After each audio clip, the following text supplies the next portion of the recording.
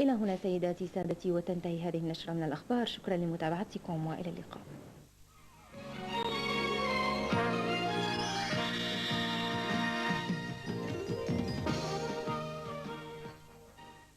أعزائي المشاهدين مساء الخير. استقرت حالة الطقس خلال النهار وارتفعت قليلا درجات الحرارة بعد أن هطلت أمطار ربيعية محدودة في شمال البلاد خلال الليل الماضي وصباح اليوم. والآن مع خريطة الطقس. ستعود كميات الغيوم المنخفضة والممطرة للتزايد على المنطقة الساحلية هذه الليلة، ليبدأ إن شاء الله هطول زخات متفرقة من المطر بعد منتصف الليل فوق المنطقة الساحلية، ثم يمتد هطول هذه الأمطار غدا خلال النهار إلى المناطق الشمالية ومنطقة الجزيرة.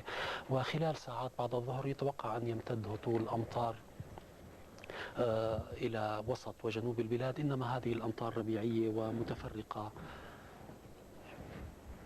ويصبح الجو متقلب بين غائم جزئيا وغائم في معظم المناطق.